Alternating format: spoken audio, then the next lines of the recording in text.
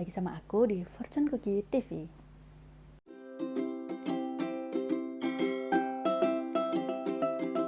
Jadi ceritanya pada pertengahan tahun 2018, aku dikasih tahu oleh temanku bahwa di sebelah rumahnya akan dibuka sebuah perumahan baru yang merupakan perumahan subsidi pemerintah. Jadi tadinya ini lahannya itu adalah pekarangan kosong ya. Pekarangan kosong yang sudah banyak rumputnya tinggi-tinggi itu ternyata dibuka lahannya. Dan kata temanku ini, perumahan ini tuh bisa di KPR sampai 20 tahun dan harganya itu sangat terjangkau, yaitu hanya 130 juta rupiah. Kemudian aku yang saat itu aku ngekos udah 3 tahun di kota ini, jadi aku sangat tertarik dong, karena aku ngekos aja tiap bulan itu 500.000, itu untuk kos dengan kamar mandi dalam. Kalau aku pikir kalau aku ambil rumah ini, aku sudah dapat rumah dan cicilannya tuh kalau aku ambil 20 tahun itu cuma 835.000. Jadi aku langsung ke sini, aku langsung ketemu dengan marketingnya, ketemu dengan adminnya, lalu bertanya kira-kira syaratnya apa saja, lalu apa yang perlu aku persiapkan, daftar gaji lah atau surat keterangan apa dari desa aku.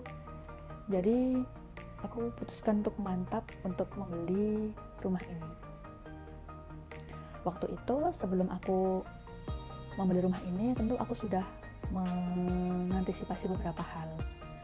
Pertama, aku cari-cari di YouTube, cari-cari di Google tentang sebelum beli rumah, kita tuh harus memeriksa tentang latar belakang developernya.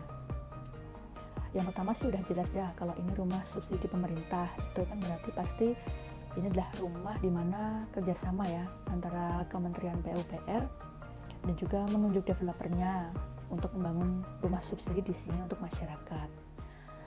Kemudian aku cari tentang developer perumahanku ini dan alhamdulillah ternyata track recordnya sangat bagus.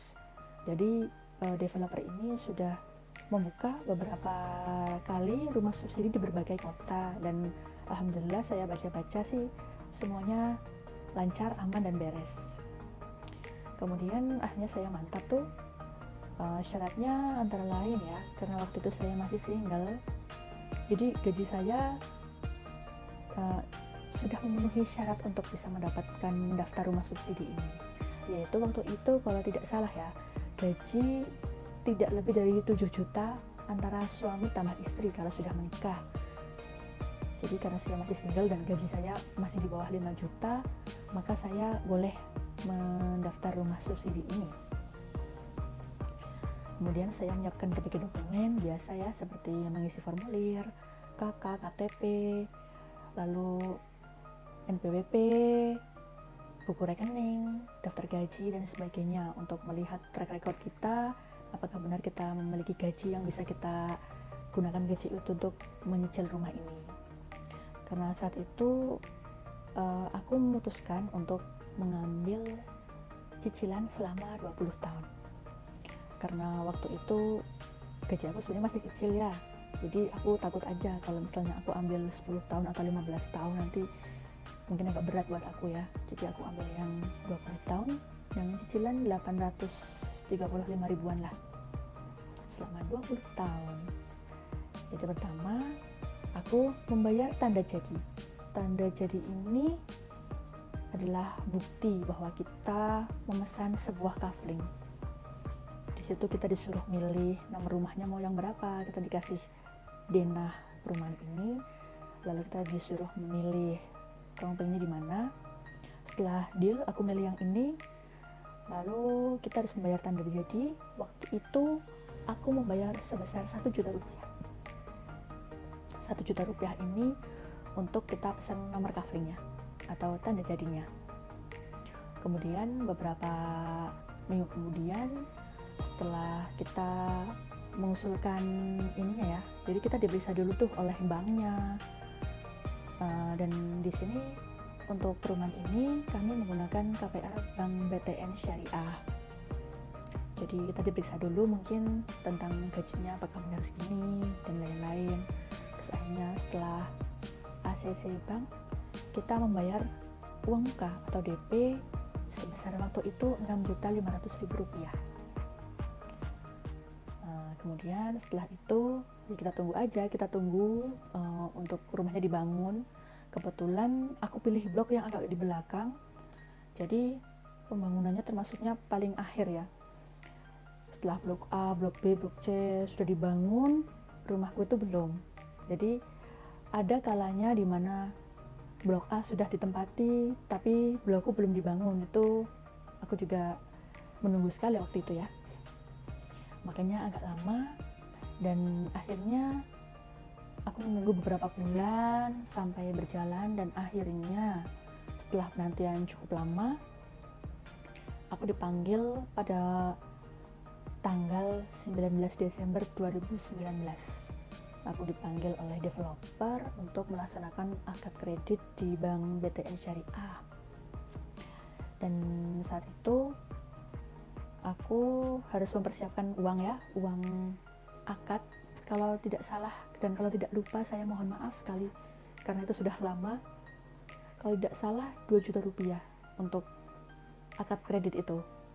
Untuk administrasi dan lain sebagainya, kita juga menyiapkan materai. Karena saat itu saya belum menikah, maka saya sendirian aja. Kalau sudah menikah, teman-teman harus sama pasangannya. Dan kemudian juga ditawari saat akad kredit itu, karena di situ kan ada notaris. Apakah rumah ini mau dibalik nama sekalian atau tidak gitu. Karena biar lebih tenang, lebih ayem ya istilahnya, maka saya memutuskan untuk sekalian membalik nama. Dari tadinya kan nama developer nih, perumahan ini, blok ini, kemudian saya minta diproses balik nama ke notarisnya untuk menjadikan nama saya.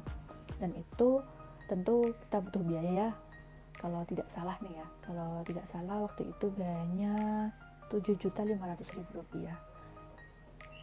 Jadi saat akad kredit saya membawa uang 7,5 juta tambah 2 juta, jadi 9,5 juta. Dan kemudian kita dikasih kunci oleh developernya. Jadi itu kisah saya bagi teman-teman yang penasaran.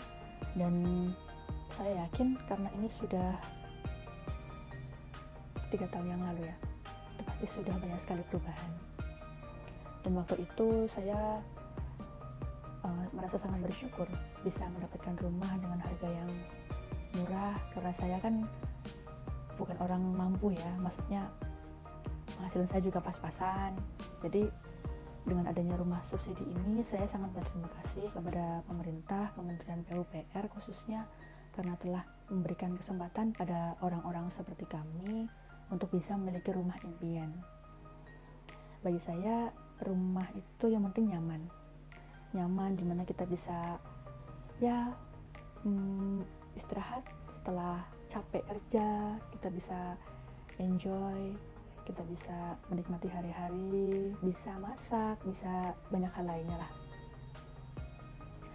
Dan sekali lagi aku sangat bersyukur karena rumahanku ini walaupun subsidi tapi nyamannya luar biasa. Dari lokasinya ini sangat strategis, karena mohon maaf ya, ada beberapa rumah subsidi di daerah sini yang lokasinya tuh agak susah untuk dijangkau. Misalnya jauh sekali dari pemukiman warga, atau ada juga yang di tengah-tengah perkebunan yang kemudian dibuat perumahan, atau ada juga yang di tengah sawah, di Uruk, dan itu benar-benar jauh dari tetangga yang lain ya, dari warga. Tapi perumahan saya ini alhamdulillah sangat dekat dengan perumahan warga, bahkan terjadi satu lah istilahnya.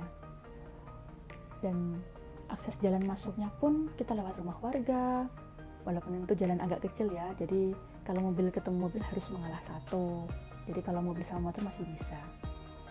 Tapi saya sangat bersyukur karena ini ramai, kita bisa bergaul dengan tetangga yang lain, dan juga jalan aksesnya itu sangat dekat dengan jalan provinsi. Itu memudahkan saya kalau mau pulang kampung, saya dekat gitu kalau mau naik bis. Dan juga alhamdulillah lagi perumahan subsidi ini, walaupun perumahan subsidi ya, tapi nyamannya luar biasa, sangat dekat dengan mall. Kalau mau jalan-jalan ke mall dekat, kalau mau ke supermarket dekat, mau ke alun-alun kota dekat juga, hanya 3 kiloan. Dan juga dekat dengan pusat pemerintah, dekat dengan pusat akademi, dengan universitas pun dekat. Jadi perumahan ini luar biasa. Saya juga sangat berterima kasih kepada developer yang sangat amanah, dan bangunannya pun nanti akan saya review lah ya di video yang lain. Jadi menurut saya sangat beruntung memiliki rumah ini, walaupun rumah subsidi, tapi saya sangat bersyukur. Semoga rumah ini menjadi rumah yang berkah, dan kedepannya semoga saya bisa dikasih rezeki lebih, saya dan suami saya, sehingga bisa membuat rumah ini semakin nyaman.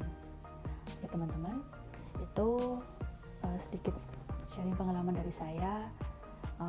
Sekali lagi ini hanya pengalaman, dan saya juga lupa ingat ada beberapa hal yang saya lupa.